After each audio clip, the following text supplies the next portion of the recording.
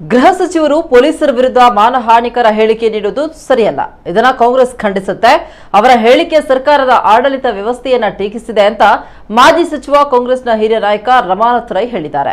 ಇಂದು ಬೆಳಗ್ಗೆ ಸುದ್ದಿಗಾರರೊಂದಿಗೆ ಮಾತನಾಡಿದ ಅವರು, ನಾವು ಅಪಪ್ರಚಾರದಿಂದ ಮಾತ್ರ ಸುದ್ದಿ ಆಗ್ತಾ ಇದ್ದೇವೆ.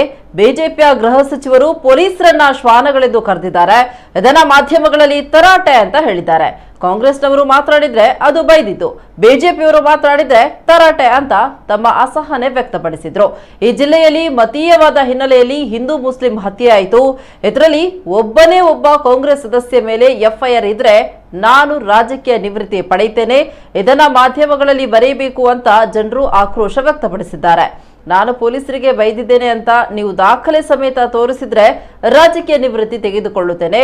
ಜಿಲ್ಲೆಯ 2 ಶಾಲೆಗೆ ಚೆಕ್ ಮೂಲಕ 3.5 ಕೋಟಿ ರೂಪಾಯಿ ಬಂದಿದೆ. ಅದನ್ನ ವಾಪಸ್ ಕಟ್ಟಬೇಕೆಂಬ ಬೇಡಿಕೆ ಇದೆ. ರಾಜ್ಯದಲ್ಲಿ ಹಿರಿಯ ಪೊಲೀಸ್ ಅಧಿಕಾರಿ ಹಾಗೂ ಡಿಸಿಗಳ ವರ್ಗಾವಣೆಯಲ್ಲಿ ದಾಂಧಲೆಯ ವಾಸನೆ ಕಂಡು ಬರ್ತಾ ಇದೆ. ಪ್ರತಿಯೊಂದು ಕಾಮಗಾರಿಯಲ್ಲಿ ಬಿಜೆಪಿಯ ಶಾಸಕರು 40% ತೆಗೆದುಕೊಳ್ಳುತ್ತಾರೆ ಅಂತ ಗುತ್ತಿಗೆದಾರರೇ ಆರೋಪಿಸಿದ್ದಾರೆ. ರಾಜ್ಯದಲ್ಲಿ ಕಾನೂನು ಸುವ್ಯವಸ್ಥೆ ಕೆಟ್ಟು ಹೋಗಿದ್ದನ್ನ ಗೃಹ ಇಲಾಖೆ ಒಪ್ಪಿಕೊಂಡಿದೆ. ಪಂಚಾಯತ್ ಮಟ್ಟದಲ್ಲಿ ಕಾಂಗ್ರೆಸ್ನ ಉದ್ಯೋಗ ಖಾತ್ರಿ ಬಿಟ್ಟು ಯಾವುದೇ ಕಾರ್ಯಕ್ರಮ ಆಗ್ತಾ ಇಲ್ಲ ಅಂತ ಅವರು ವಾಗ್ದಾಳಿ ನಡೆಸಿದ್ರು. ವ್ಯವಸ್ಥೆಯ ಬಗ್ಗೆ ಮಂತ್ರಿಯೊಬ್ಬರ ಅಸಮಾಧಾನ ಇದೆ ಅಂತ ಸರ್ಕಾರದ ಆಡಳಿತ ವ್ಯವಸ್ಥೆ ಸರಿ ಇಲ್ಲ ಅಂತ ಹೇಳತಕ್ಕಂತಾಯ್ತು. ಆದ್ದರಿಂದಾಗಿ ಇವತ್ತು ಯಾರೋ ಒಬ್ಬರು ಗವರ್ನರಿಗೆ ಒಂದು ಮನವಿಯನ್ನು ಕೊಟ್ಟಿದ್ದಾರೆ, ಸಾರ್ವಜನಿಕ ಮನವಿ. ಇದು ಬಹಳ ಗಂಭೀರವಾದ ವಿಚಾರ.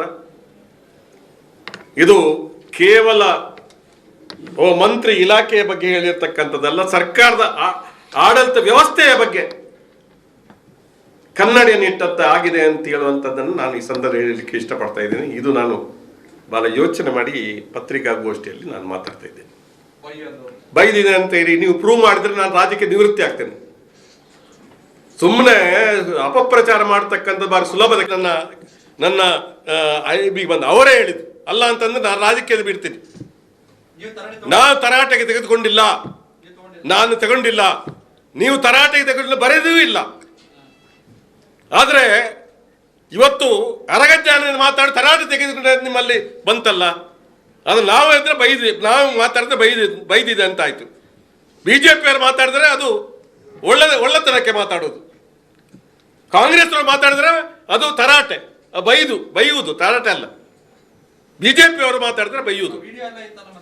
ವಿಡಿಯೋ ತೋರಿಸಿ, ವಿಡಿಯೋದಲ್ಲಿ ಬರಬರ ಅಂತ ಇದೆ, ವಿಡಿಯೋ ತೋರಿಸಿ, ನಾನು ಬೈದಿದೆ ಅಂತ ತೋರಿಸಿ. ಅವನು SP ಅವನು ಹೇಳಿಕೊಡ್ಬೇಕು, ನಾವು ಬೈದದ್ದು ಹೌದು ಅಂತ ಹೇಳಿದ್ರೆ ಅಲ್ಲಿಯೂ ರಾಜಕೀಯ ನಿವೃತ್ತಿ ಆಗ್ತೇನೆ. ನಾನು ಅದಕ್ಕೆ ಬಳಸಬಾರದು. ನಾನು ಅದನ್ನೇ ಮಾಡಿದ್ದು.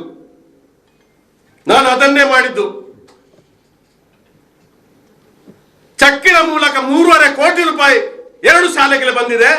ಅದನ್ನು ವಾಪಸ್ ಮತ್ತೆ ಕಟ್ಟಬೇಕು ಅಂತ ನನ್ನ ಬೇಡಿಕೆ ಇದೆ. 3.5 ಕೋಟಿ ಚೆಕ್ಕಿನಲ್ಲಿ ಅನ್ನ ಕೊಟ್ಟಿದ್ರೆ ನಾನು ಅದನ್ನು ಮಾತಾಡೋದಿಲ್ಲ.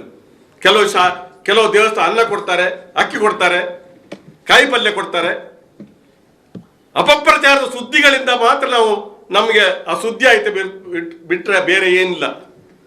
ಇದು ಶಾಲೆಗೆ ಕೊಟ್ಟಿರ್ತಕ್ಕ ದುಡ್ಡು ಇವರು ಮಾಧ್ಯಮ ಏನು ಚೆಕ್ ಮೂಲಕ 3.5 ಕೋಟಿ ರೂಪಾಯಿ ಒಂದು ಹುಂಡಿಯಾನ, ಕೊಲ್ಲೂರು ಮೂಕಾಂಬಿಕಾ ದೇವಸ್ಥಾನದ ಹುಂಡಿಯಾನ 3.5 ಕೋಟಿ ರೂಪಾಯಿ. ಇದು ಸಣ್ಣ ವಿಷಯ ಅಲ್ಲ. ನಾವು ಮಾತಾಡಲಿಲ್ಲ. ಇವತ್ತು ನೀವು ಕೇಳಿದಕ್ಕೆ ನಾನು ಅದನ್ನು ಮಾತಾಡ್ಬೇಕು. ನನ್ನ ಮೇಲೆ ಆದಂತ ಅಪಪ್ರಚಾರಕ್ಕೆ ಯಾರೋ ಸತ್ರೆ ಇವತ್ತು ಈ ಜಿಲ್ಲೆಯಲ್ಲಿ ನೀವು ಮಾತಾಡಿದಕ್ಕೆ ನಂಗೆ ಸಂತೋಷ ಆಯ್ತು. ಈ ಜಿಲ್ಲೆಯಲ್ಲಿ ಅನೇಕ ಹತ್ಯೆಗಳಾಯ್ತು, ಹಿಂದೂಗಳ ಮುಸ್ಲಿಮರ ಹತ್ಯೆ ಆಯ್ತು ಮತೀಯವಾದದ ಹಿನ್ನೆಲೆಯಲ್ಲಿ.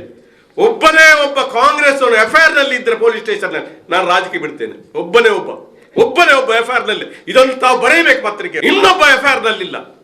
ಅದು ಬಾಲಿಕಾ ಪ್ರಕರಣ ಇಲ್ವೋ, ಹರೀಶ್ ಪೂಜಾರಿ ಪ್ರಕರಣ ಇರ್ಬೋದು.